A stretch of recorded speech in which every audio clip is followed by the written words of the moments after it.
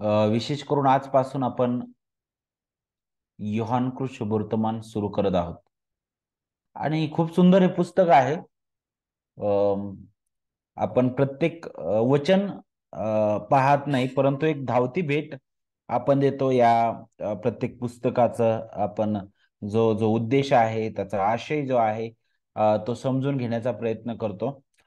विशेष करून या या क्लासमध्ये आपण योहान कृष्ण वर्तमान या पुस्तकाला सुरुवात करत असताना त्याची पार्श्वभूमी आपण पाहणार आहोत आणि त्यानंतर पहिला जो अध्याय आहे, अध्याय 1 वचन 1 ते 18 ही वचनं जी आहेत, ती आपण त्याचं प्रत्येक वचन आपण थोडक्यात समजून घेण्याचा प्रयत्न करणार आहोत, जेणेकरून आपल्याला पूर्ण जे पुस्तक आहे त्याचा आशय समजण्यासाठी मदत होईल.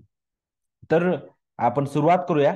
योहान कृष्ण वर्तमान या पुस्तकाबद्दल विचार करत असताना त्याची पार्श्वभूमी आपण सगळ्यात अगोदर पाहू. या पुस्तकाचा लेखक कोण आहे? तर नक्कीच या पुस्तकामध्ये कुठेही लेखकाचा जो उल्लेख आहे त्याच्या नावाने आपल्याला पाहायला भेटत नाही, परंतु तुम्हाला वारंवार ज्या शिष्यावर येशूची प्रीती होती, हा शब्दप्रयोग पाहायला भेटेल या पुस्तकामध्ये, नाही का? आणि तो स्वतःची ओळख अशाच प्रकारे करून देत आहे जो लेखक आहे या पुस्तकाचा, की ज्या शिष्यावर येशूची प्रीती होती तो. तर त्याबद्दल तुम्हाला बऱ्याच ठिकाणी पाहायला भेटेल. विशेष करून 21वा अध्याय वचन 20, वचन 24 आणि आणखी काही ठिकाणी तुम्हाला त्या गोष्टी पाहायला भेटतील. आणि हे एक प्रमाणित करतं, किंवा यातून आपल्याला एक शिकायला भेटतं की तो प्रेषित योहान असावा, नाही का? जब्दीच्या त्या मुलांपैकी एक. तो प्रभू येशूच्या जीवनाचा आखोदेखा साक्षी तो होता. आणि ते आपल्याला कुठून समजतं बरं? अध्याय 1 आणि वचन 14 जर आपण वाचलं तर तिथं अगदी स्पष्ट रीतीने योहान जो आहे तो कशा प्रकारे सुरुवात करतो. तो म्हणतो की पहा, शब्द देही झाला व त्याने आमच्यामध्ये वस्ती केली. तो आमच्यामध्ये म्हणतो, नाही का? स्वतःचाही उल्लेख त्यामध्ये करत आहे. आम्ही त्याचं गौरव पाहिला असं तो म्हणतो.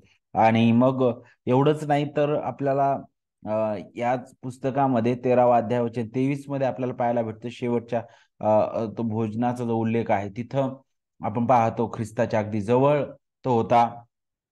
आणि त्यानंतर आपण यातून समजू शकतो की तो त्या 12 प्रेषितांपैकी एक असावा, नाही का? ज्याच्याबद्दल आपल्याला मार्क सुद्धा आठवण करून देतो. आणि ज्यावेळेस आपण पाहतो की त्या 12 प्रेषितांमध्ये सुद्धा जे अगदी ख्रिस्ताच्या अगदी निकट, ज्यांना ख्रिस्त त्याच्या ज्या ज्या ज्या अद्भुत घटना आहे त्यांचं दर्शन तो करून देतो, नाही का? जसं त्याचं रूपांतरण किंवा असे काही गंभीर घटना ज्या आहेत त्यांच्या पुढे त्याने प्रगट केल्या. त्यामध्ये मग पेत्र, याकोब आणि त्याच्यासोबत योहानाचं पण नाव आहे, नाही का? त्या निकट 3 त्या प्रेषितांपैकी योहान एक होता. आणि आपण आणखी पुढे पाहतो की प्रभूने ज्या मरियेची जबाबदारी ह्या ज्या शिष्याला सोपवली, तो शिष्य म्हणजे हाच तो योहान होता, नाही का? आता ज्यावेळेस आपण लेखकपणाबद्दल आपण पाहतो, कोणी हे पुस्तक लिहिलं असावं, तर नक्कीच तो जो उल्लेख करत आहे त्यातून आपण पाहतो की याचा जो लेखक आहे तो योहान हा असायला पाहिजे, तोच असावा, नाही का? आणि मग आपण मंडळीच्या इतिहासामध्ये चाळून पाहू. त्यानंतर जे सर्व संप्रदाय, नाही का, यहुदी संप्रदाय आणि सुरुवातीपासून जो विश्वास चालत आलेला आहे, त्याबद्दल आपण विचार केला तर अगदी सरळ रीतीने तिथं स्पष्ट केलेलं आहे की योहान जो आहे, प्रेषित योहान, त्याने हे शुभवर्तमान लिहिलेलं आहे. आता योहानाबद्दल आपण ज्यावेळेस विचार करतो तर थोडक्यात आपण त्याच्या जीवनाबद्दल पाहू शकतो, नाही का? पुष्कळ गोष्टी त्याच्याबद्दल आपल्याला माहिती होऊ शकतात. त्याच्या शुभवर्तमानातून आपल्याला ते समजण्यास मदत होते, नाही का? विशेष करून योहान त्याबद्दल बोलत असताना काय सांगितलेलं आहे? जब्दीचा पुत्र, नाही का? जब्दीचे पुत्र असा त्यांचा उल्लेख केलेला आहे, याकोब आणि योहान यांचा. आणि आपल्याला पाहायला भेटतं मार्क पहिला अध्याय वचन 14 ते 21 जर आपण वाचलं तर तिथं आपल्याला शिकायला भेटतं की त्यांचा व्यवसाय काय होता. ते मासेमारी करायचे, नाही का? तो व्यवसाय त्यांचा होता.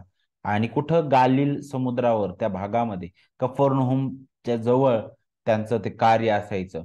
आणि तुम्ही मार्क अध्याय 1 आणि वचन 20 जर पाहिलं तर तिथं पाहायला भेटतं की त्यांच्या हाताखाली त्यांनी चाकर सुद्धा ठेवले होते. यातून त्यांचा व्यवसाय मोठा होता, नाही का? आणि ते इतके समृद्ध होते की ते इतरांना सुद्धा रोजगार देऊ शकतील. म्हणजे चांगल्या प्रकारे ते स्थिर होते, हे आपल्याला पाहायला भेटतं आर्थिकदृष्ट्या सुद्धा. त्यानंतर एवढंच नाही, तर त्यांचे तो व्यवसाय जो होता तो इतका समृद्ध होता, की पहा आता 3.5 वर्ष ते ख्रिस्तासोबत सेवेमध्ये होते.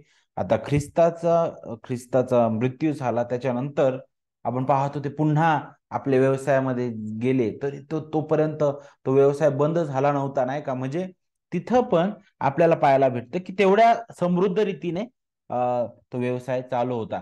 आता ज्यावेळेस आपण त्यांच्या कुटुंबाबद्दल विचार करतो योहानाच्या, तर दोन असे संदर्भ आहेत ते आपल्याला याची लिंक देतात, की त्याची मम्मी, त्याची आई जी आहे, एकतर जब्दीचे मुलं म्हटलेले आहेत. मग त्याच्या आईचं पण नाव आपल्याला इथं पाहायला भेटतं. जर तुम्ही मार्क 15वा अध्याय आणि वचन 40 वाचलं, मार्क 15 आणि 40, तर तिथं तुम्हाला विशेष करून सलोमे हे नाव पाहायला भेटेल, नाही का? मार्क 15 आणि 40. पहा तिथं काय सांगितले, काही स्त्रियाही दुरून पाहत होत्या. त्यांच्यामध्ये मगदालिया मरिया, धाकटा याकोब व योसे यांची आई मरिया व सलोमे ह्या होत्या. कधीची कधीची बाब आहे ही? ख्रिस्ताच्या मृत्यूच्या वेळी, नाही का? आणि तिथं त्या वधस्तंभित होता त्या ठिकाणी आपल्याला पाहायला भेटतं त्या होत्या. आणि त्याच्यामध्ये सलोमी नाव सांगितलेलं आहे. आणि हीच घटना मते मांडतो. आणि ज्यावेळेस मते तिथं मांडतो त्या ठिकाणी तो कसा उल्लेख करतो बघा. आता मते जर तुम्ही वाचलं 27 आणि 56 मध्ये सांगितलं, त्याच्यामध्ये मगदालिया मरिया, याकोब व योसे यांची आई मरिया आणि जब्दीच्या मुलांची आई असं म्हटलेलं आहे. इथं मार्क सलोमे म्हणतो आणि इथं जब्दीच्या मुलांची आई म्हणतो. तर यावरून आपल्याला समजतं की सलोमी जी होती ती योहान, याकोब आणि योहान त्यांची ती आई होती.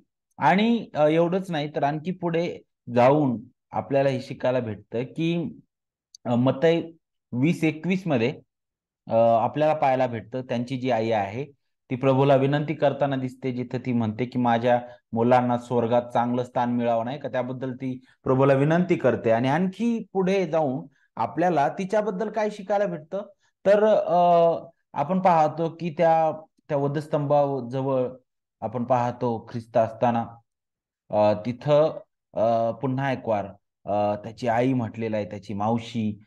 योहान 19 वचन 25 मध्ये पहा, त्याची आई, त्याची मावशी, क्लोपाची पत्नी मरिया आणि मरिया मगदालिया ह्या उभ्या होत्या म्हटलेलं आहे.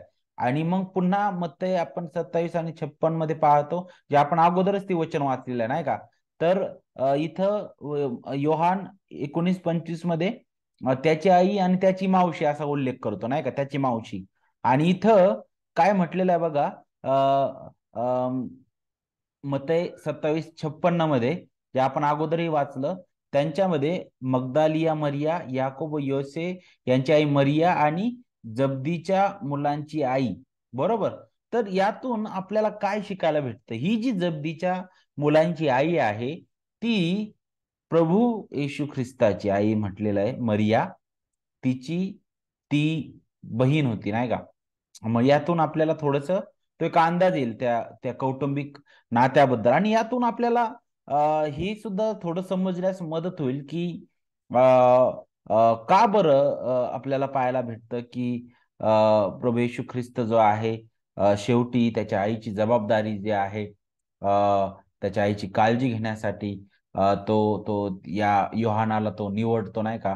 तर त्याच्याबद्दल आपल्याला थोडीशी इथे लिंक लागल, कारण ती मावशी होती, नाही का? त्याची ते आपल्याला शिकायला भेटतं. त्यानंतर पुढे आपण पाहतो की मार्क शुभवर्तमानामध्ये याकोब आणि योहान यांना गर्जनेचे पुत्र म्हटलेलं आहे, नाही का? आणि हा जो शब्द आहे, मला असं वाटतं गर्जना जी आहे ती उग्रता दाखवते, नाही का? आणि नक्की त्यांचा उग्र स्वभाव ते कदाचित प्रगट करत असावं, जे आपल्याला मग पुढे लुक शुभवर्तमानामध्ये पाहायला भेटतं, नाही का? तसा एक प्रसंग आपल्याला पाहायला भेटतो की जिथं शमरोन मधून यरुशलेमेकडे जात असताना प्रभूची इच्छा होती की शमरोन मध्ये थांबावं आणि त्या ठिकाणी त्यांनी शिष्यांना पाठवलं, परंतु त्या लोकांनी त्यांना राहण्यास नकार दिला. त्यांनी राहू दिलं नाही, नाही का? त्यावेळेस हेच याकोब आणि योहान काय म्हटले बरं? लूक 9 आणि वचन 54 पासून पुढे पहा. ते म्हटले, हे पाहून त्याचे शिष्य याकोब आणि योहान म्हणाले, प्रभुजी, आकाशातून अग्नी पाडून त्यांचा नाश व्हावा म्हणून आम्ही आज्ञा करावी, अशी आपली इच्छा आहे काय म्हणे. त्याने वळून त्यांना धमकावलं, मग ते दुसऱ्या गावास गेले. म्हणजे त्यांचा जो स्वभाव आहे ना, तो कसा होता? ते त्वरित त्यांना भयंकर राग यायचा. भयंकर नाही का, ते उग्र आपण म्हणतो ना, क्रोधिष्ठता लगेच ते त्वरित व्हायचे. अशा प्रकारचा तो तो स्वभाव होता जोपर्यंत नाही का आपल्याला पाहायला भेटतो. त्यानंतर ज्यावेळेस आपण योहानाबद्दल विशेष करून त्याच्या कुटुंबाबद्दल पाहिलं, आता योहानाबद्दल आणखी पुढे पाहत असताना त्याला प्रेमाचा प्रेषित म्हटलेला आहे. कारण त्याने देवाच्या प्रेमाचा अनुभव घेतला. त्याचं जीवन बदललं गेलं. योहान शुभवर्तमान आपल्याला पाहायला भेटतं खऱ्या रीतीने त्या कळवळ्याने भरलेलं ते हे शुभवर्तमान आहे. आणि या शुभवर्तमानाचा जर तुम्ही बारकाईने अभ्यास केला ना, तर तुम्हाला खऱ्या रीतीने त्या योहानाचे कळवळ्याचे बोल तुम्हाला पाहायला भेटतील, ज्यातून ख्रिस्ताचं महान परिपूर्ण कार्य दाखवलेलं आहे.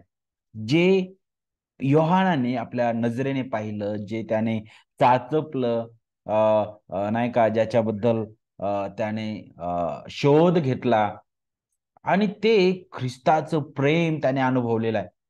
देवाने जेव्हा हा जो योहान आहे, तो फार भावनिक पण होता, नाही का? हा जो योहान आहे, त्याचं जीवन बदललं गेलं त्याच्या कृपेने. त्याचं जीवन बदलल्यानंतर तो भावनाशून्य नाही झाला, नाही का? तो भावनिक होता, तसाच तो होता.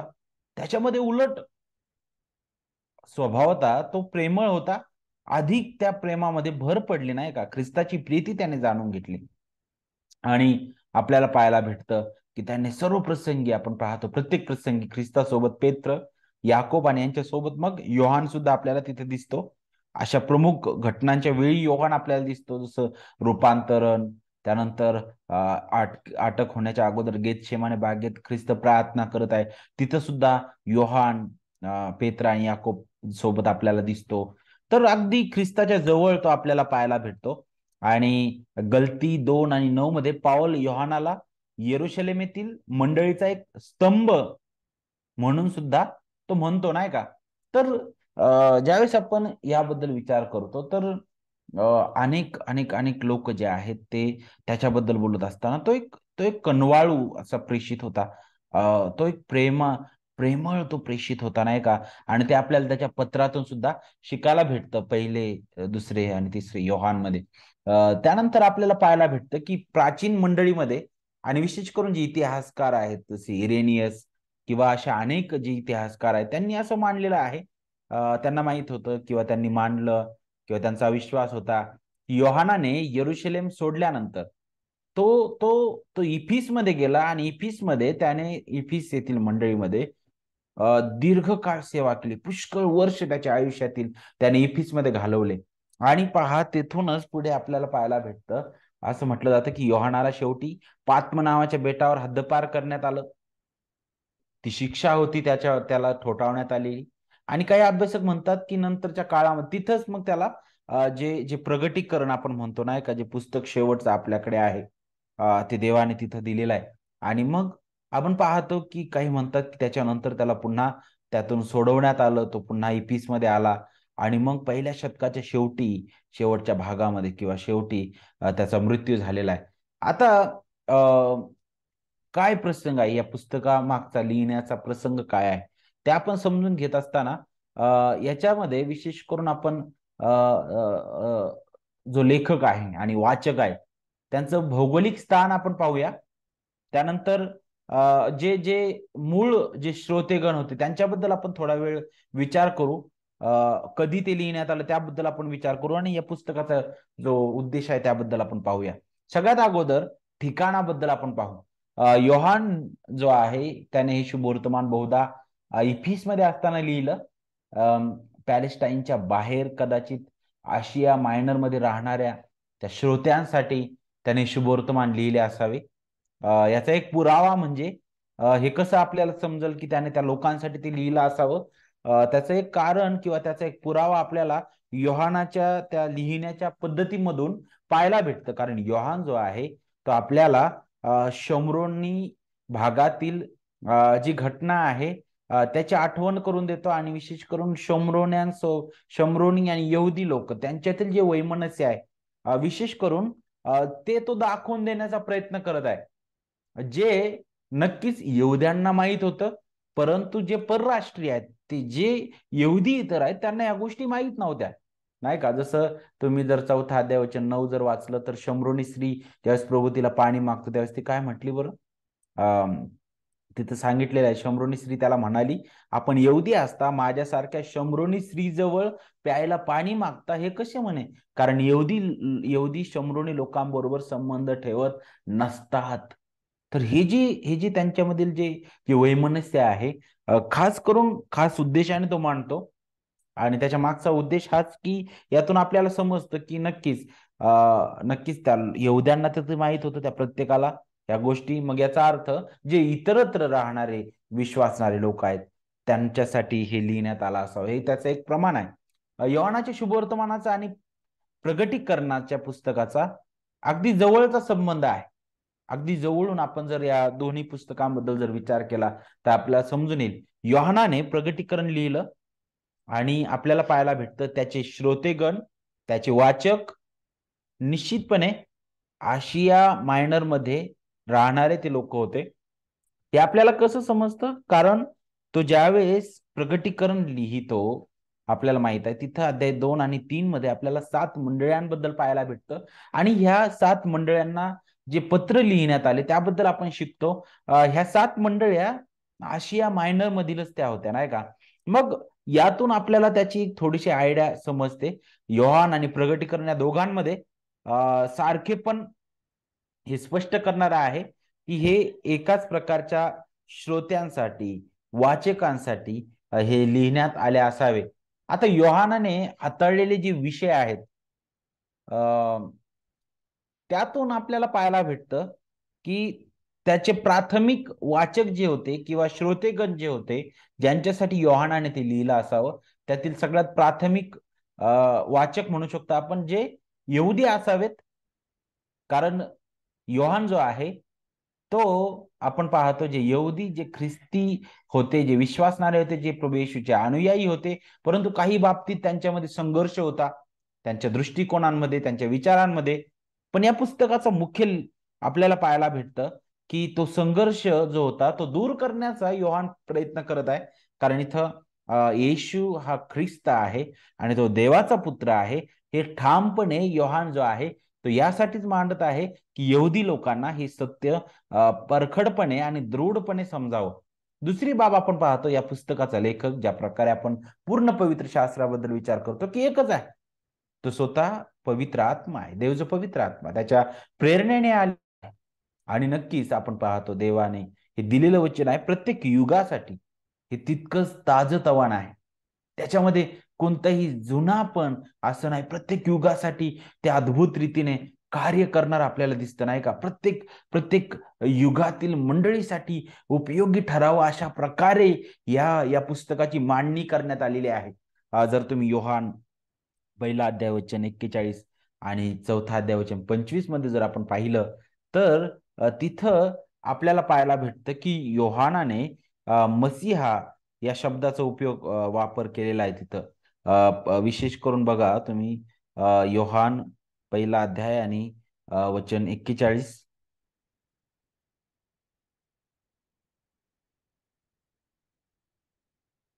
त्याला त्याचा सख्खा भाऊ शिमोन पहिल्याने भेटला, तेव्हा तो त्याला म्हणाला, मसीहा म्हणजे ख्रिस्त आम्हाला सापडलाय. मसीहा म्हणजे ख्रिस्त. आणि त्याने 4 अध्याय वचन 25 मध्ये सुद्धा अशाच प्रकारे लिहिलेला आहे. त्याने जो जो इब्री शब्द आहे मसीहा, त्याचा अनुवाद करून तिथे सांगितलाय म्हणजे ख्रिस्त, नाही का? आणि यातून सुद्धा हे सिद्ध होतं की नक्कीच यहुदी लोकांसाठी पण हे होतं. त्यासोबतच आपल्याला पाहायला भेटतं की हे एक एक विश्वव्यापी नाही का, याची श्रोतेगण खरं तर विश्वव्यापी आहे.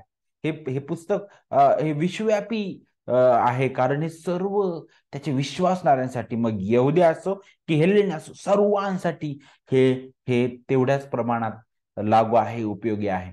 आता या पुस्तकाचा वेळ काय आहे? आपल्याला पाहायला भेटतं योहानाचा मृत्यू पहिल्या शतकाच्या अगदी शेवटच्या शेवटी शेवटास तो झालेला आहे. पूर्ण नाही का वयस्कर होऊन तो तो 20वा पावला आपल्याला माहित आहे. आणि त्याच्या जीवनाच्या शेवटच्या वर्षांत हे पुस्तक जे आहे ते लिहिलं असावं असं अशा अनेक मत आहेत. इसवी सन 90 ते 100 मध्ये कुठंतरी नाही का. याच्या मागचा उद्देश काय आहे? उद्देश अगदी सरळ आहे. योहान 20 आणि वचन 30-31 मध्ये तो स्पष्ट करतो. या पुस्तकात लिहिली नाहीत अशी दुसरीही पुष्कळ चिन्हे येशूने आपल्या शिष्यांदेखत केली. याच्यासाठी फार महत्व आहे. तो म्हणतो शिष्यांदेखत केली, त्यावेळेस आम्ही स्वतः त्याच्या आखोदेखा साक्षी आहोत. ही दंतकथा नाहीये, ही काहीतरी असे मानव निर्मित गोष्ट नाहीये, तर ही सत्य घटना आहे, नाही का. आणि काय त्याचा उद्देश आहे? येशू हा देवाचा पुत्र ख्रिस्त आहे. येशू हा देवाचा पुत्र ख्रिस्त आहे असा तुम्ही विश्वास ठेवावा, आणि विश्वास ठेवून तुम्हाला त्याच्या नावाने जीवन प्राप्त व्हावे म्हणून ही लिहिली आहेत. त्याचा उद्देश हाच आहे जे आपल्याला इथं पाहायला भेटतं. आणि संपूर्ण शुभवर्तमानाचा एक केंद्रबिंदू आहे. येशू हा मसिया आणि देवाचा पुत्र आहे, आणि या सत्यावर आपण विश्वास ठेवावा. त्या विश्वासात आपण खोल रुजले जावे, अशा प्रकारे त्याची इच्छा होती. आता हे दोन जी सत्य आहे, येशू हा मसिया म्हणजे ख्रिस्त आणि देवाचा पुत्र, का बरं तो अशा प्रकारे तो मानतो? त्याचं कारण हे होतं, कारण हे जे सत्य आहे ज्याच्याबद्दल सभास्थानात संघर्ष होता, नाही का. लोक एकतर त्याच्याकडे मसीहा म्हणून जे यहुदी लोक आहेत त्यांना ते मान्य नव्हतं, नाही का. आणि ते येशूवर ख्रिस्त आणि देवाचा पुत्र म्हणून विश्वास ठेवण्यासाठी आले होते. आणि जर त्यांना तारणाचे आशीर्वाद प्राप्त करायचे असतील तर त्यांनी या विश्वासावर टिकून राहणं आवश्यक होतं. ख्रिस्तावर, जो येशू आहे, जो ख्रिस्त आहे, जो देवाचा पुत्र आहे, या सत्यावर त्यांनी विसंबून राहायचं होतं, नाही का. परंतु यावरच प्रत्येक काळामध्ये आपल्याला माहित आहे, मंडळीच्या इतिहासामध्ये प्रत्येक काळामध्ये अ, अ, त्याच्यावर आक्षेप, त्याच्यावर बोट बोट दाखवण्यात आलं, त्याच्यावर आपण पाहतो की प्रश्न निर्माण करण्यात आले, नाही का. परंतु यातून ख्रिस्ताचं दैवत्व, ख्रिस्ताचं परिपूर्ण कार्य, त्याची त्याची तो आठवण करून देतो, नाही का. पुढे आपल्याला पाहायला भेटतं योहान कृष्णवर्तमान जे आहे हे सर्व विश्वासणाऱ्यांसाठी आहे, नाही का. जे आपण अगोदरही त्याबद्दल विचार केलेला आहे. जर ते आणखी आपल्याला कशातून पाहायला भेटतं बरं? जर तुम्ही योहान 13 ते 17 हा जर भाग पाहिला, तर यातून आपल्याला पाहायला भेटतं की याचा जो वाचक गण आहे, श्रोते गण जे आहेत, किंवा किंवा तो जो गट आहे, अगदी विश्वव्यापी असं कार्य करणार हे पुस्तक आहे. कशावरून? कारण योहान जो आहे तो याची आठवण करून देत आहे की सर्व विश्वासणाऱ्यांचे पालन पोषण करण्यासाठी ख्रिस्ताने त्याचा आत्मा, तो परिपूर्ण, तो कैवारी त्याने दिला आहे. ख्रिस्त जरी भौतिक रीतीने त्या भूतलावर नसला, आता तो आता स्वर्गात आहे, पित्याच्या उजवीकडे बसलेला आहे, परंतु त्याची उणीव भरून काढण्यासाठी ख्रिस्तासारखाच त्याचा कैवारी त्याने त्याच्या लोकांसाठी दिलेला आहे. आणि पहा योहान 13 ते 17 मध्ये यावर तो भर देतो योहान. आणि यातून सुद्धा आपल्याला याचे जे श्रोतेगण आहे ते आपल्याला समजण्यासाठी मदत होईल. अभ्यासक जे आहेत अनेक, ते अशा प्रकारे याबद्दल बोलत असताना विचार करतात की योहानाची शुभवर्तमान जे आहे हे एक तलावाप्रमाणे आहे, नाही का, ज्यात लहान लेकरं बागडतात आणि जणू काय हत्ती पोहतात म्हणे, असे अनेक अभ्यासक आहेत ते अशा प्रकारे म्हणतात त्या पुस्तकाबद्दल.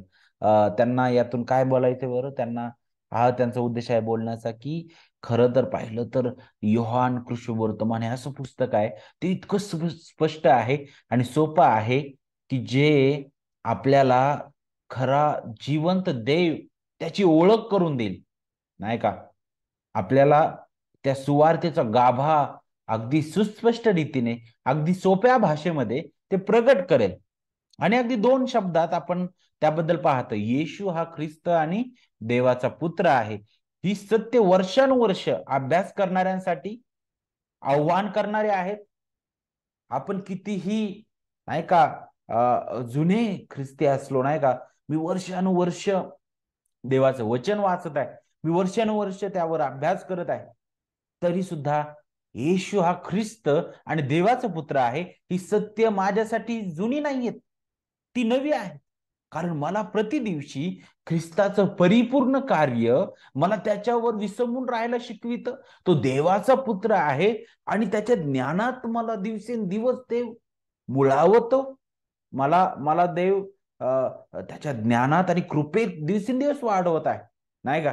तर आपल्याला पाहायला भेटतं, जे वर्षानुवर्ष अभ्यास करणारे त्यांना सुद्धा ते आव्हान करतं. जे नवीन विश्वासणारे आहेत त्यांना ते प्रोत्साहित करतं. ख्रिस्ताबद्दलचं प्रेम आणि त्याचं अद्भुत प्रभुत्व हे पाहण्यासाठी, नाही का, आणि त्यामध्ये अधिक दृढ होण्यासाठी ते आव्हान करतं, नाही का? कारण ख्रिस्त जो आहे तो ह्या विपुल जीवनाचा स्रोत आहे, तो गौरवी प्रभू आहे. आणि योहानाचं शुभवर्तमान आधुनिक ख्रिस्ती विश्वासणाऱ्यांसाठी सुद्धा आजही ते तितकंच प्रोत्साहन देणार आहे आणि आव्हान देणार सुद्धा आहे. त्याची आठवण आपल्याला ते करून देतं, नाही का? आता या पुस्तकाबद्दल आणखी विशेष करून विचार करत असताना आपण आता आपलं थोडंसं लक्ष जे आहे याच्या परिचयाकडे देऊयात. जो परिचयाचा भाग जो आहे तो आपल्याला अध्याय 1 वचन, मला असं वाटतं अध्याय 1 मध्ये पण तो परिचय पाहू शकतो. जर आपल्याला पूर्ण पुस्तक समजून घ्यायचं आहे तर अध्याय 1 कमीत कमी त्यातील 1 ते 18 वचनं आपण समजून घेण्याचा आज प्रयत्न करूया. ओके. तर थोडक्यात आपण त्याची पार्श्वभूमी पाहिली. लेखक कोणत्या लोकांसाठी ते लिहिण्यात आलं, का लिहिण्यात आलं? कारण तो ख्रिस्त आहे, नाही का, तो देवाचा पुत्र आहे, हे सत्य समजावं ठामपणे, नाही का? आणि ज्यावेळेस आपण या पुस्तकाबद्दल पाहतो तर खरं जर आपण पाहिलं तर अध्याय 1 वचन 1 ते 18 ही वचनं जी आहे ती संपूर्ण शुभवर्तमानाचं एक एक एक एक सामर्थ्यपणे, समर्थपणे किंवा एक अद्भुत रीतीने सारांश देणारी ही वचनं आहेत पूर्ण पुस्तकाचे. आणि आपल्याला पाहायला भेटतं की जर तुम्ही बारकाईने या वचनांकडे पाहिलं, जर तुम्ही बारकाईने या वचनांचा अभ्यास केला तर ही वचनं आपल्याला अनेक गोष्टी शिकवतील, नाही का? आणि विशेष करून इथं देवाचं सार्वकालिक शब्द त्याबद्दल आपल्याला शिकायला भेटतं. तो महान निर्माण करताय त्याबद्दल आपल्याला पाहायला भेटतं. तो जीवनाचा स्रोत आहे याबद्दल आपल्याला पाहायला भेटतं. एवढंच नाही, याच्याही पलीकडे योहान आपल्याला घेऊन जातो. जो सार्वकालिक शब्द आहे, जो महान निर्माण करता आहे, जो सर्व जीवनाचा स्रोत आहे, तो शब्द देहधारी झाला. तो आपल्यासारखा रक्त मांसांचा झाला, परिपूर्ण मनुष्य झाला आणि परिपूर्ण देव आणि महान निर्माण करता या नात्याने त्याने ह्या जगात पित्याचं गौरव त्याने प्रगट केलेलं आहे. आणि हे आपण थोडक्यात आपण समजून घेऊया. योहान पहिला अध्याय वचन 4 आणि 5 आपल्याला पुढे अगदी स्पष्ट करतं की पहा, त्याच्या ठाई जीवन होते व ते जीवन मनुष्य मात्राचा प्रकाश होते. तो प्रकाश अंधारात प्रकाशतो तरी अंधाराने त्याला ग्रासले नाही. तर आपल्याला पाहायला भेटतं इथं अद्भुत रीतीने देवाच्या देवाच्या महान प्रगटीकरणाबद्दल आपण शिकतो, नाही का? आणि नेहमी पवित्र शास्त्र ज्यावेळेस अंधकाराबद्दल बोलतं तर नेहमी पाप, भ्रष्टता आणि पापामुळे आलेला जो परिणाम आहे त्याच्याबद्दल तो आठवण करून देणारा आहे. आणि अंधकार आणि प्रकाश या दोन्ही गोष्टी ज्या आहेत त्यातून नाही का, देव, पवित्र देव आणि पापी भ्रष्ट मनुष्य त्यातील फरक नेहमी प्रगट केलेला आहे. आणि नेहमी अंधकाराबद्दल विचार करत असताना अंधकार जो आहे तो तो किती काळोख आहे, किती काळोखाने भरलेला आहे. तिथं तुम्हाला जीवन भेटणार नाही. अंधकार आपल्याला निर्जीवपणाबद्दल, अंधकार जो आहे तो आपल्याला नाही का कशाची आठवण करून देतं? अस्ताव्यस्ततेबद्दल त्याची एक झलक जर आपल्याला पाहिजे आहे ना, तर बघा उत्पत्ती अगदी अध्याय 1 मध्ये जर आपण आलो तर तुम्हाला अंधकार हा शब्द पाहायला भेटल. आणि तो अंधकार हा शब्द कशा संदर्भातील आपल्याला आठवण करून देतो बघा. वचन 2 पहा. आणि पृथ्वी आकार विरहित व शून्य होती, जलनिधीच्या पृष्ठभागावर अंधकार होता.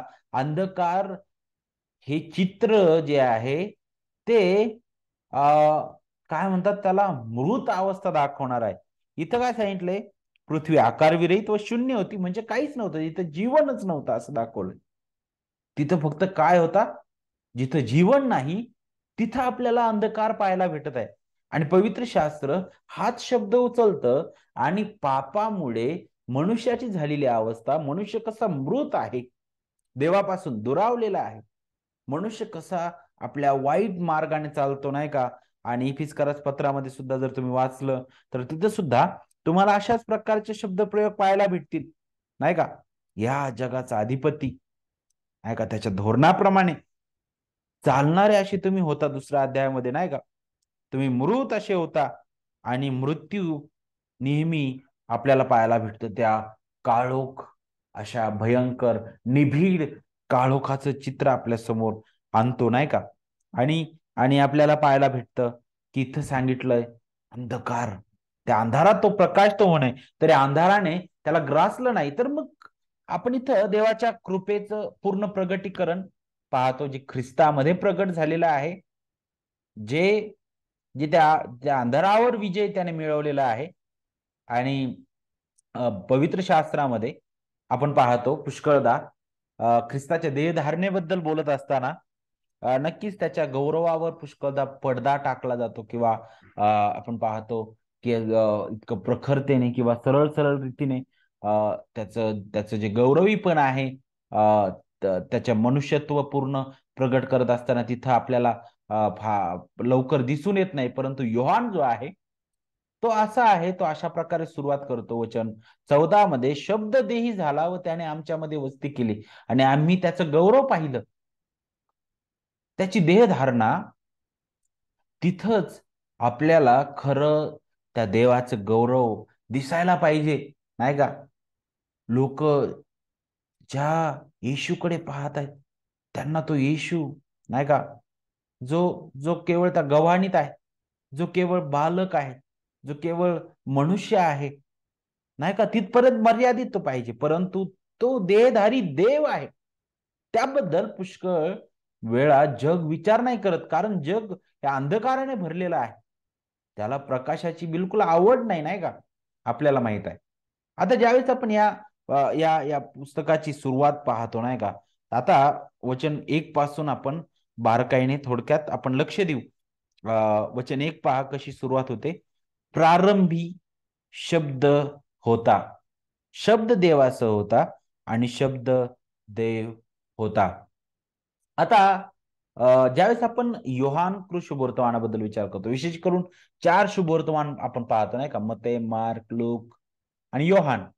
आता या 4ही शुभवर्तमानाबद्दल विचार करत असताना 4ही शुभवर्तमान जे आहेत ते आपली जी सुरुवात आहे, त्यांच्या शुभवर्तमानाची सुरुवात फार वेगळ्या प्रकारे करतात. जसं मत्तय जो आहे त्याची सुरुवात करत असताना तो वंशावळीने सुरुवात करतो, अब्रामापर्यंत तो आपल्याला घेऊन जातो. मार्क सुरुवात करत असताना मार्क मध्ये अगदी तो प्रभू येशूच्या सुवार्ता आरंभ म्हणून लगेच पुढे आपण पाहतो की बाप्तिस्मा करणारा योहान तिथं दिसतो आणि ख्रिस्ताचा बाप्तिस्मा आणि त्याची सेवेची सुरुवात त्याबद्दल तिथून तो सुरुवात करतो. लूक जो आहे तो आपल्याला पाहायला भेटतं देवदूताची जी घोषणा आहे बाप्तिस्मा करणाऱ्या योहानाच्या वडिलांना केलेली नाही का, जखऱ्या संदेश त्याला, तिथून आपल्याला ती सुरुवात पाहायला भेटते. परंतु योहान जो आहे ज्यावेळेस सुरुवात करतो तो आपल्याला प्रारंभाकडे घेऊन जातो. प्रारंभी, प्रारंभी. आणि प्रारंभी हा जो शब्द आहे आपल्याला वेळेच्या सुरुवातीच्याही अगोदर घेऊन जातो. वेळेला सुरुवात होण्या अगोदरही वेळेच्या सुरुवातीची सुरुवात, सार्वकालिकता, उत्पत्ती 1:1च्या मागे घेऊन जाणारा हा शब्द आहे. योहान ज्यावेळेस आठवण करून देतो प्रारंभी, त्यावेळेस तो आपल्याला सार्वकालिकतेचं चित्र आपल्या समोर आणतो, जिथं काहीच नाही, परंतु तिथं कोणीतरी आहे. तिथं कोणीतरी आहे आणि तो कोण आहे बरं? तो शब्द आहे. प्रारंभी शब्द होता म्हटलेला आहे, नाही का? प्रारंभी शब्द. आता शब्द त्याबद्दल शिकत असताना ग्रीकमध्ये लोगोस हा शब्द त्यासाठी वापरलेला आहे. आणि लोगोस हा जो शब्द आहे तो एकतर यहुदी लोकांसाठी सुद्धा आणि ग्रीक लोकांसाठी, ह्या दोन्ही लोकांसाठी सगळ्यात महत्वाचा हा शब्द होता. आणि का बरं योहान जो आहे तो याच शब्दाने सुरुवात करतो, लोगोस या शब्दाने? कारण योहानाची ही इच्छा आहे की यहुदी असो की ग्रीक असो, या दोघांनाही खरा सार्वकालिक जो शब्द आहे तो समजून यावा. आता ज्यावेळेस आपण लोगोस या शब्दाबद्दल पाहतो, तर यहुदी लोकांची काय विचारधारा होती लोगोस या शब्दाबद्दल? प्रारंभी शब्द होता, शब्द देवासह होता आणि शब्द देव होता. तर हा जो शब्द आहे त्याला ग्रीकमध्ये लोगोस म्हणतात. त्या लोगोस बद्दल यहुदी रब्बी जे होते ते पुष्कळदा देवाचा, विशेषतः त्याच्या अधिक वैयक्तिक पैलूंचा विचार करत असताना ह्या शब्दाचा उल्लेख ते करायचे. ते म्हणजे काय? देवाचे वचन. ते म्हणायचे की देवाचे वचन, देवाची वाणी, देवाचे वचन म्हटले किंवा त्यांच्या समोर जर कोणी सांगितले देवाचे वचन आहे, तर त्यांच्या डोक्यात पहिला विचारायचा ते म्हणजे खुद्द देव. आणि त्याची एक झलक आपल्याला निर्गम मध्ये पाहायला भेटते, जिथं मोशेने लोकांना भेटण्यासाठी छावणीमध्ये एकत्रित आणलं, नाही का? बाहेर आणलं, छावणीतून त्याने बाहेर आणलं आणि पर्वताच्या पायथ्याशी त्यांना उभं केलं, नाही का? तिथं उभे राहिले ते आणि सर्व सिनाय पर्वत, निर्गम 19:17 पासून पुढे पहा, तिथे सांगितलं की पर्वतावर धूर पसरला, कारण परमेश्वर अग्नीतून त्याच्यावर उतरला. त्या पर्वतावर भट्टीच्या धुरासारखा त्याचा धूर वर चढला व सर्व पर्वत थरथरू लागला. शिंगांचा आवाज अधिकच वाढू लागला. तेव्हा मोशे बोलू लागला आणि देव त्याला आपल्या वाणीने उत्तर देत होता. देव त्याला आपल्या वाणीने उत्तर देत होता. मोशेने काय केलं? देवाला भेटण्यासाठी लोकांना बोलवलेलं आहे. लोक देवाला कसे भेटले? त्याची वाणी त्यांनी ऐकलेली आहे आणि पाहिलं. आणि हेच यहुदी लोकांच्या अगदी विचारात अगदी रुजलेलं ते होतं.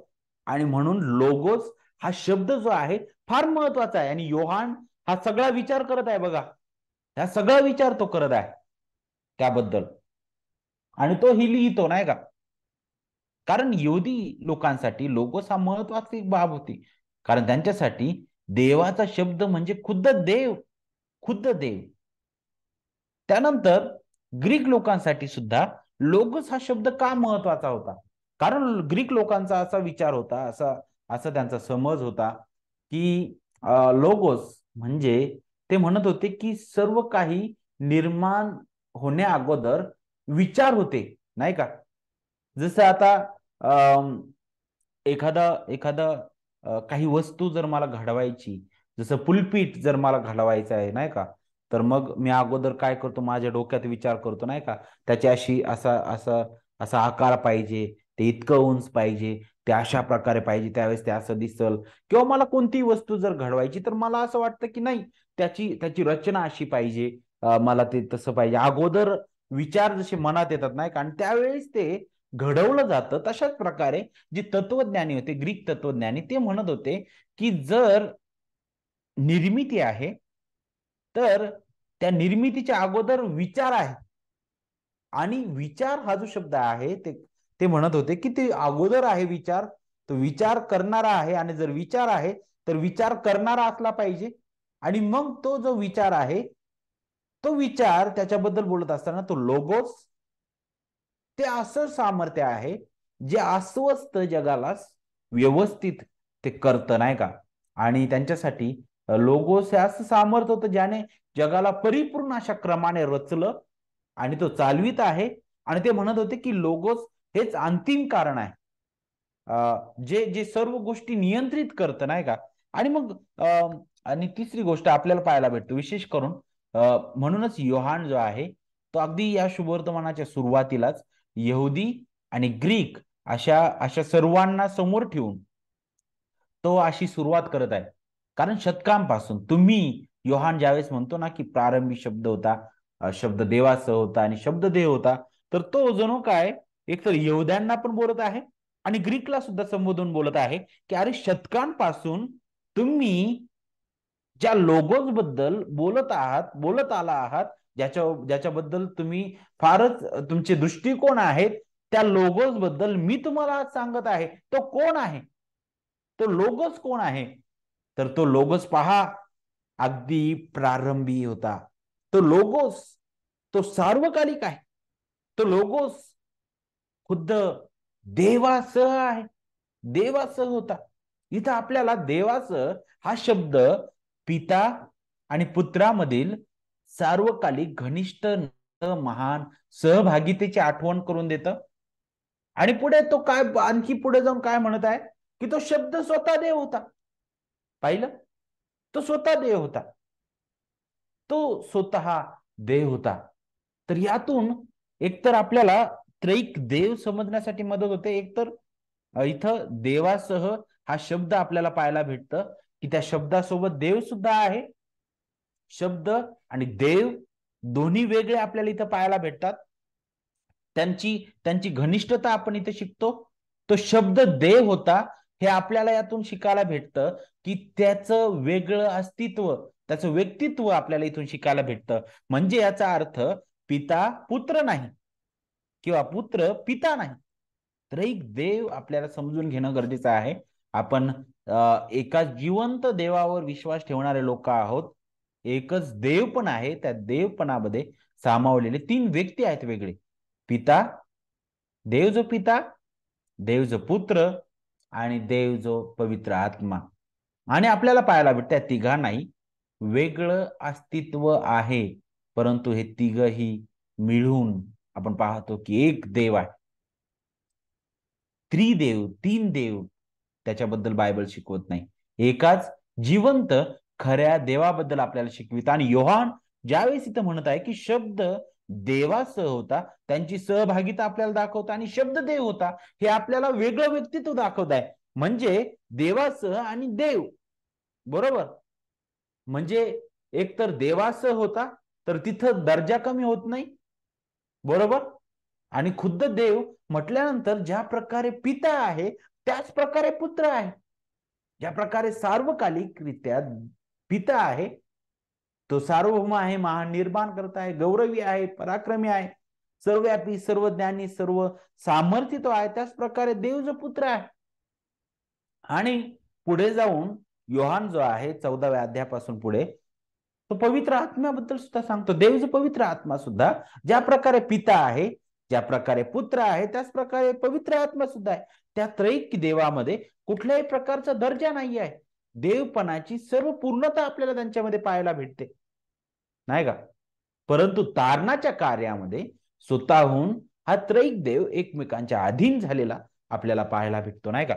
आणि पुढे वचन 2 मध्ये आपण पुन्हा येतो. तोच प्रारंभी देवासह होता.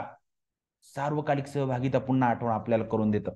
त्यानंतर आता योहान जो आहे अगदी पुढे जातो आणि त्या शब्दाबद्दल बोलत असताना तो काय म्हणत आहे, सर्व काही त्याच्याद्वारे झाले आणि जे काही झाले ते त्याच्या वाचून झाले नाही. आता तो महान निर्माण करता म्हणून त्या शब्दाला प्रगट करतो. आणि आपल्याला माहिती आहे का, निर्मितीच्या कार्यामध्ये तर एक देव कार्यरत होता. आपल्याला अगदी उत्पत्ती अध्याय 1 जर आपण बारकाईने वाचला तर तिथं आपल्याला त्रैक देव पाहायला भेटतो.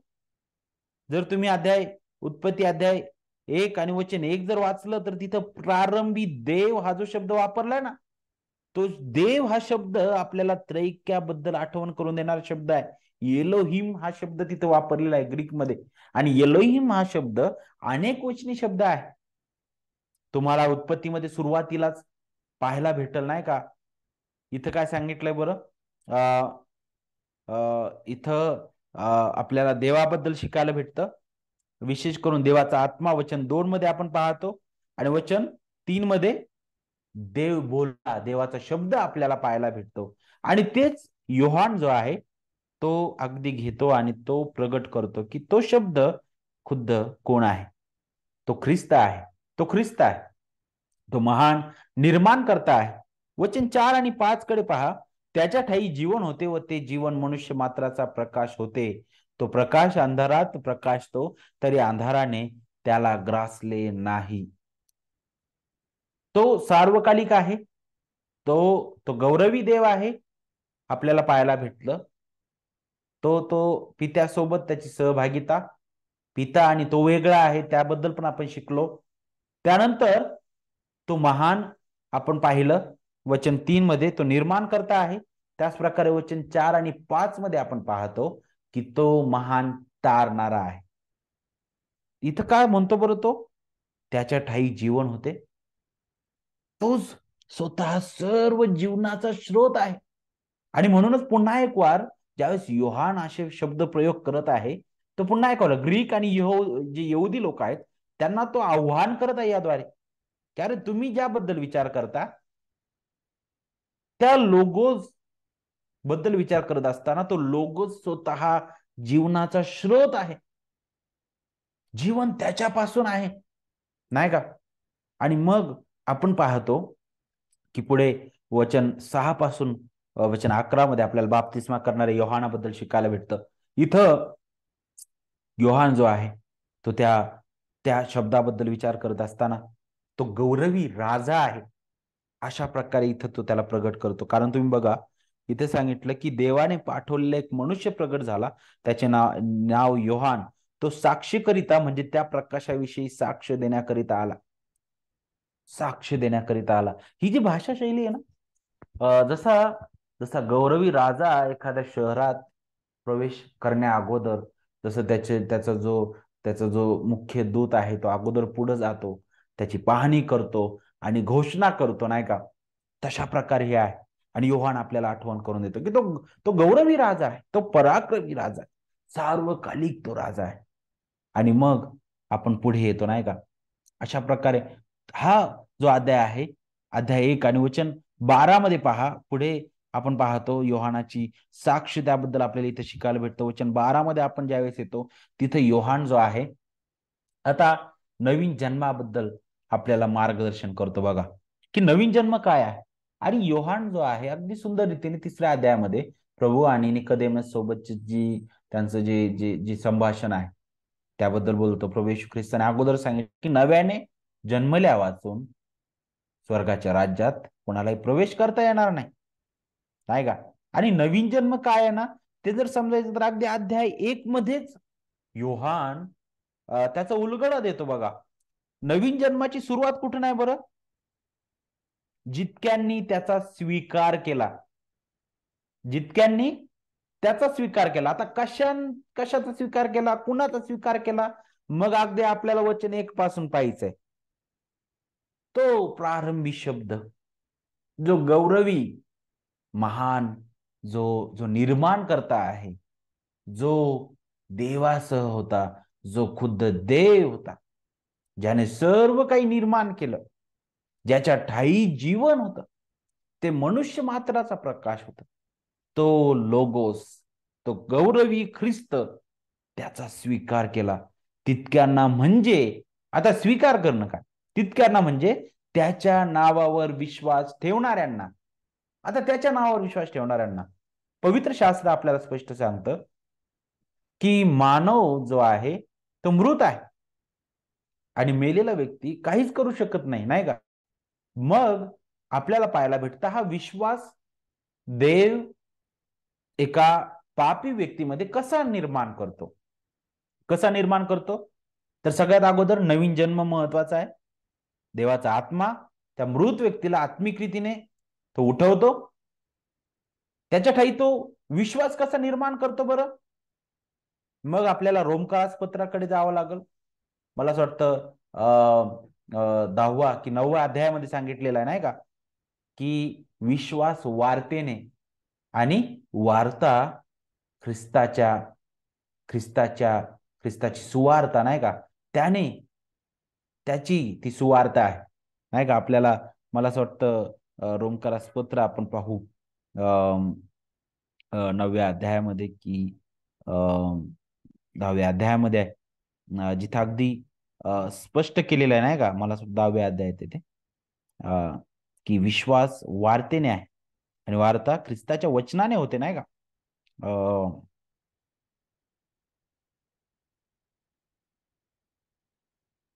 बरोबर. वचन 9 पासून पुढे पहा. अध्याय 10, रोम 10 वचन 9 पासून पुढे. येशू प्रभू आहे असे जर तो आपल्या मुखाने कबूल करशील आणि देवाने त्याला मेल्यातून उठवले असा आपल्या अंतकरणात विश्वास ठेवशील तर तुझे तारण होईल. कारण जो अंतकरणात विश्वास ठेवतो तो नीतिमान ठरतो आणि जो मुखाने कबूल करतो त्याचे तारण होते. कारण शास्त्र म्हणते त्याच्यावर विश्वास ठेवणारा कोणी फज्जित होणार नाही. पुढे जो कोणी प्रभूचे नाव घेऊन त्याचा धावा करेल त्याचे तारण होईल म्हणे. आणि मग ज्यावेळेस आणखी पुढे आपण येतो तर पुढे आपल्याला पाहायला भेटतं की तो थोडासा तर्कवाद करतो पाऊल. आणि इथंच आपल्याला त्याच्याबद्दल पाहायला भेटतं वचन 17 मध्ये, याप्रमाणे विश्वास वार्तेने वार्ता ख्रिस्ताच्या वचनाद्वारे होते. तर मग पाहिलं योहान 1:12 मध्ये, जितक्यांनी त्याचा स्वीकार केला तितक्यांना म्हणजे त्याच्या नावावर विश्वास ठेवणाऱ्यांना.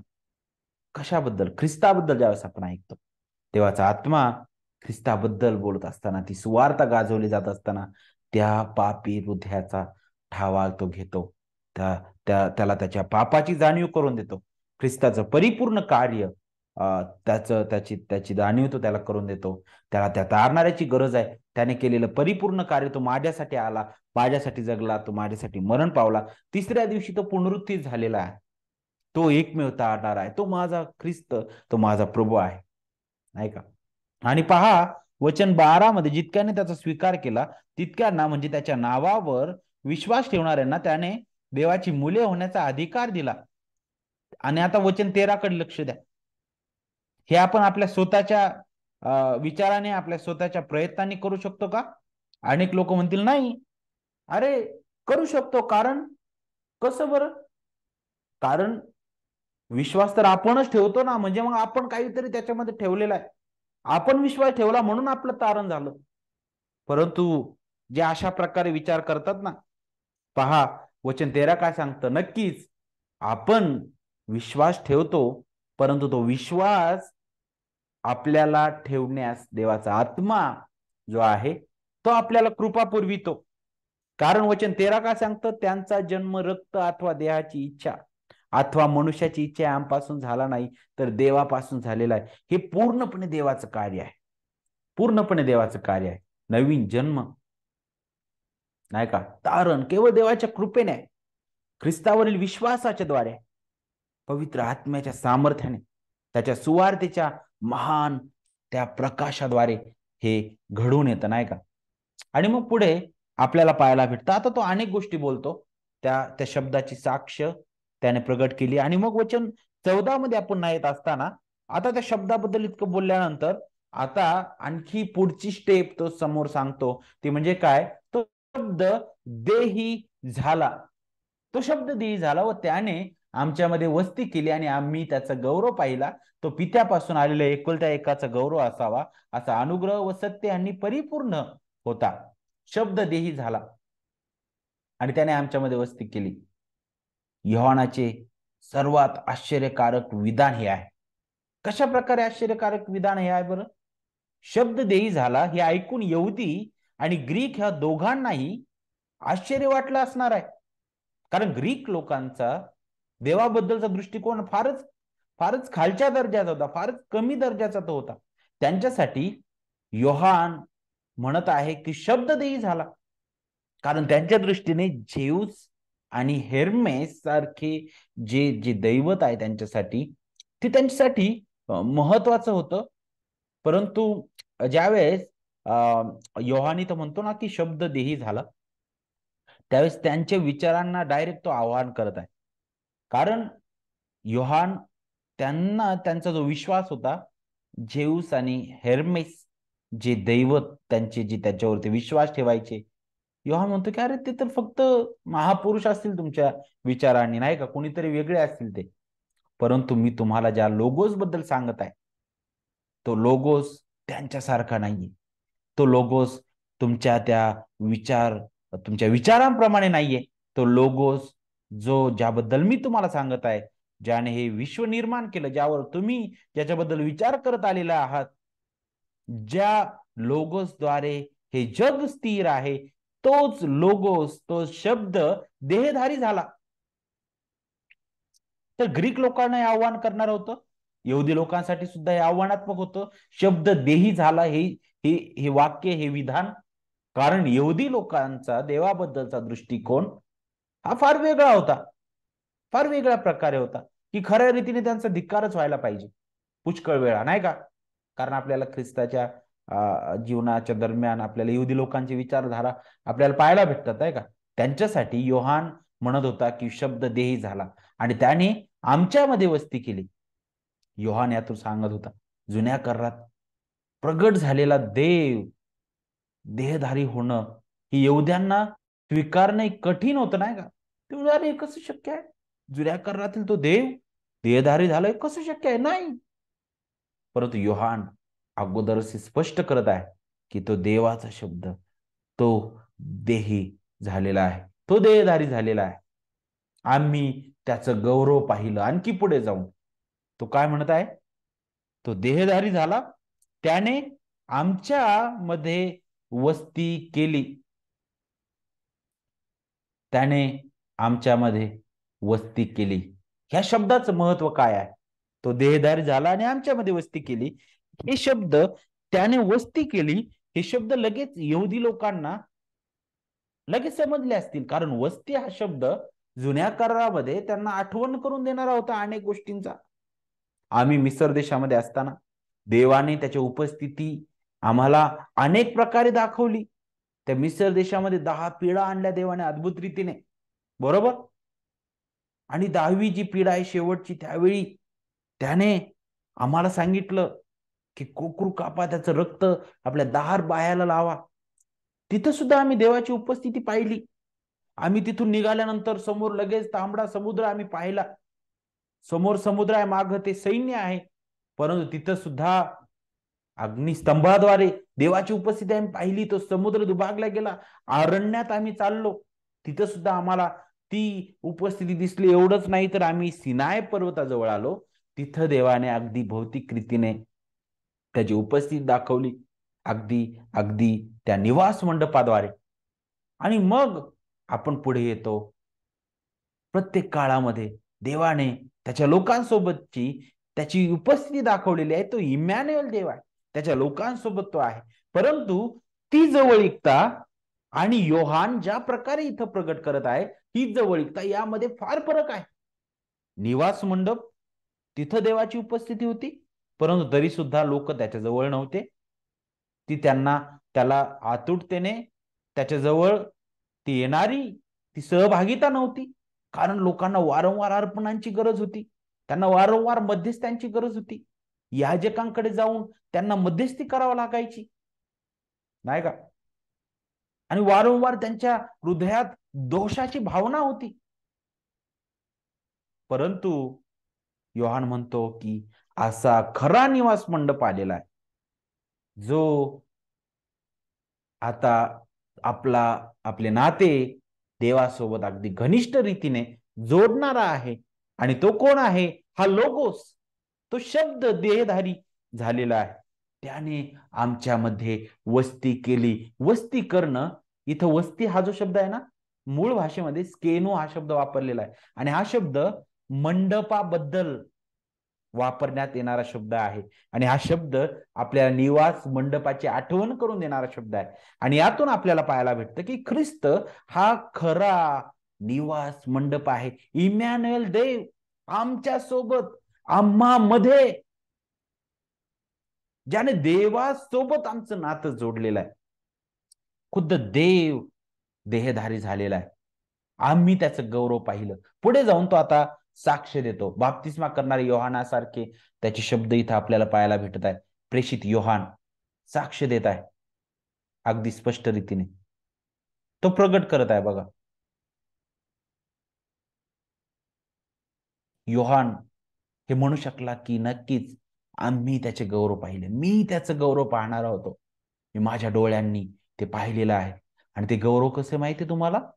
पित्याच्या एकुलत्या एक पुत्राच्या असावं तसं ते होतं. आणि तिथं पाहिलं हा जो शब्द आहे ना, त्याच्याकडे आपल्याला लक्ष केंद्रित करणं गरजेचं आहे. बघा, आम्ही त्याचे गौरव पाहिले. पाहिले हा शब्द बिहेल्ड अशा प्रकारचा शब्द तिथे वापरलेला आहे. आणि मूळ भाषेमध्ये हा जो शब्द आहे, तुम्ही जर याच्याबद्दल जर विचार केला तर योहान, आपल्याला पहिले योहान अध्याय 1 मध्ये आणि वचन 1 मध्ये जर आपण वाचलं तर या शब्दाचं आपल्याला खरं अर्थ समजेल. बिहेल्ड किंवा पाहिलं याचा अर्थ काय बरं? योहान ज्यावेळेस त्याच्या पहिल्या पत्रामध्ये, पहिले योहान मध्ये सुरुवात करतो असतो, म्हणतो जे प्रारंभापासून होते, जे आम्ही ऐकले, जे आम्ही आपल्या डोळ्यांनी पाहिले, जे आम्ही निहाळले आणि आपल्या हातांनी चाचपले. पाहिलं? आम्ही ऐकले, जे आम्ही आपल्या डोळ्यांनी पाहिले, जे आम्ही निहाळले आणि आपल्या हातांनी चाचपले, त्या जीवनाच्या शब्दाविषयी आम्ही सांगतो. तर बिहेल्ड किंवा पाहिले हा शब्द आपल्याला हे आठवण करून देत आहे की शिष्यांनी तो लोगोस, तो देहधारी देव, त्याला, त्या शब्दाबद्दल त्यांनी काळजीपूर्वक अभ्यास केला. त्यासोबत ते होते. त्यांनी आपल्या डोळ्यांनी त्याला पाहिलेलं आहे, त्यांनी त्याला जाणलेलं आहे, त्यांनी त्याला चाचपलेलं आहे, त्यांनी त्याला निहाळलेलं आहे, त्यांनी त्याला अभ्यासलेला आहे, त्यांनी त्याला ऐकलेलं आहे. बरोबर? आणि ते अद्भुत असं गौरव आहे. पुढे आपण येत असताना त्याच्याविषयी योहान साक्ष देतो आणि मोठ्याने म्हणतो, जो माझ्या मागून येतो तो माझ्या पुढे झालाय, कारण तो माझ्या पूर्वी होता. असे ज्याच्याविषयी मी सांगितले तो हाच आहे म्हणे. त्याच्या पूर्णतेतून आपणा सर्वांना कृपेवर कृपा मिळालेली आहे. कारण नियमशास्त्र मोशेच्या द्वारे देण्यात आले होते, कृपा व सत्य हे येशू ख्रिस्ताच्या द्वारे आले. आता इथं योहानाची जी साक्ष जी आहे, आणि पहा पुन्हा एक वार योहान ज्या प्रकारे प्रगट करत आहे, प्रेषित योहान, इथं आता मोशेचं नियमशास्त्र आणि त्याला विरोधाभास ख्रिस्त, मोशेच्या नियमशास्त्राद्वारे आपल्याला काय समजतं, कशाची आठवण येते? मोशेचं नियमशास्त्र देवाचं नीतिमत्व आपल्याला दाखवतं. पौल गलतीकारास पत्रामध्ये म्हणतो की ते नियमशास्त्र काय होतं? बालरक्षक म्हणून देण्यात आलेलं होतं. ते आपल्याला, त्याच्यामुळे आपल्याला पापाची जाणीव होते. तो म्हणतो की नियमशास्त्र नसतं तर मला समजलं नसतं, खून करू नको ही पाप आहे, खोटं बोलू नको हे पाप आहे, नाही का, खोटी साक्ष देणं पाप आहे, देवाचं नाव व्यर्थ घेणं पाप आहे, अन्य देव हे पाप आहे, नाही का. मला हे कसं समजलं? नियमशास्त्राद्वारे. नियमशास्त्र मला परखडतेने त्या नीतिमत्वाची मागणी करतं, जे नीतिमत्व माझ्याकडे नाहीये. परंतु योहान म्हणतो की ते नीतिमत्व प्रगट झालेलं आहे. ख्रिस्त, त्याच्याद्वारे कृपा आणि सत्य आलेलं आहे. तो अनुग्रहाने, तो सत्याने पूर्ण भरलेला आहे, नाही का. आणि मग योहानाचे जे बोलणं आहे ना, त्याच्या पूर्णतेतून आपल्याला कृपेवर कृपा मिळाली म्हणे, नाही का. नियमशास्त्र वारंवार ओरडून सांगत होतं की नाही, देव नीतिमान आहे, तू भयंकर पापी आहेस, तुला त्या महान नीतिमत्वाची गरज आहे. आणि योहान बाप्तिस्मा करणारा याची आठवण करून देत आहे की ते नीतिमत्व प्रकट झालेलं आहे आणि त्याच्याद्वारे आता मला कृपेवर कृपा मिळालेली आहे. कृपेवर कृपा मिळाली. किती अद्भुत आहे, नाही का. विसंगत आपल्याला पाहायला भेटतं. ख्रिस्ताद्वारे आपल्याला ती कृपा मिळाली. वचन 18 मध्ये पहा, कोणी कधीच देवाला पाहिलं नाही. हा शब्द जो आहे ना, आपल्याला समजून घेणं गरजेचं आहे. पुन्हा एक वार योहान जो आहे तो विरोधाभास प्रगट करत आहे. योहान पुन्हा एक वार त्या लोगोस बद्दल विचार करत आहे, ज्याच्याबद्दल यहुदी लोकांचे वेगळे दृष्टिकोन होते. तो म्हणतो की देवाला कोणीच कधी पाहिलेलं नाही. परंतु तो म्हणतो की तुम्हाला जर देवाला पाहायचं आहे तर या लोगोसकडे या. हा लोगोस जो आहे तो तुम्हाला खरा देव दाखवेल. कलसीकरास पत्रामध्ये सांगितलं की तो अदृश्य देवाचं प्रतिरूप आहे. त्याच्यामध्ये देवपणाची पूर्णता वसलेली आहे. अदृश्य देवाची परिपूर्ण घोषणा तो लोगोस आहे. पिता आणि पुत्र एकाच कुटुंबातील आहे. प्रभू येशूने मनुष्याला सर्व मानव जातीला त्या अदृश्य देवाचं स्वरूप, त्याची महानता त्याने प्रगट केलेली आहे. देवाचं व्यक्तित्व आणि स्वभाव याबद्दल आपल्याला योग्य रीतीने समजून घेणं गरजेचं आहे. आणि ते आपल्याला ख्रिस्ताची शिकवण आणि ख्रिस्ताच्या जीवनाद्वारे ते प्रगट झालेलं आहे. आणि म्हणून देवाचे प्रिय लेकरांनो, ज्यावेळेस आपण योहान कृष्ण वर्तमानाला सुरुवात करत आहोत, तर अगदी सुरुवातीलाच पूर्ण पुस्तकाचा सारांश आपल्याला वचन 1 ते 18 मध्ये पाहायला भेटत आहे, नाही का? किती अद्भुत हे आहे. याकडे पाहत असताना आपणही आपल्या मनात झोकून पाहूया. आमचे विचार पण त्या ग्रीक लोकांसारखे किंवा त्या यहुदी लोकांसारखे कुठे होते का? की आम्ही फार खालच्या दृष्टिकोनातून देवाकडे पाहत आहोत? जर अशा प्रकारे असेल तर योहान कृष्णवर्तमान सुरू करत असताना हे वचन आपल्याला याची आठवण करून देत आहे की तो लोगोस, तो गौरवी ख्रिस्त, तो महान शब्द जो सार्वकालिकतेमध्ये होता, जो देवासह होता, तो स्वतः देव होता, ज्याच्या ठायी सर्व जीवन आहे, ज्याने सर्व काही निर्माण केलं, तो शब्द देही झाला. त्याला आपल्यासाठी अबोतलावर यावं लागलं. का बरं? कारण आपण त्या जिवंत देवासमोर उभे राहू शकत नव्हतो. आपण आपल्या अपराध आणि पातकामध्ये मृत होतो. आपल्या ठाई चांगलं असं काहीच नव्हतं. आणि म्हणून खुद्द देवाला देहधारी व्हावं लागलं. तो आपल्यासाठी आला, आपल्यासाठी जगला, आपल्यासाठी तो मरण पावला आणि तिसऱ्या दिवशी तो पुन्हा उठलेला आहे. आज तो पित्याच्या उजवीकडे बसलेला आहे आणि त्याने त्याची उणीव भरून काढण्यासाठी त्याचा आत्मा आपल्या हृदयात दिलेला आहे. आणि म्हणून आपल्यामध्ये जर कोणी आज निराश असतील, या सुवार्तेद्वारे देव आपल्याला सांत्वन देऊ इच्छित आहे. आपल्यामध्ये जर कोणी दुःखात असतील तर तो आपल्याला सांत्वन देऊ इच्छित आहे. आपल्यामध्ये जर अजून कोणी याबद्दल शंका कुशंका करत असतील तर आज या, तो गौरवी लोगोस जो आहे त्याच्या चरणी या, पश्चाताप करा, त्याला ओळखून घ्या. आपल्यामध्ये जर कोणी अजूनही अशक्त असतील तर हे आपल्याला सशक्त करत आहे. प्रभू करो आपल्या सगळ्यांना या सुवार्तेत दृढ राखो आणि त्याप्रमाणे चालण्यासाठी त्याची कृपा पुरो. पुढील वेळ बाबांकडे देतो, ते आपल्याला पुढे चालवतील.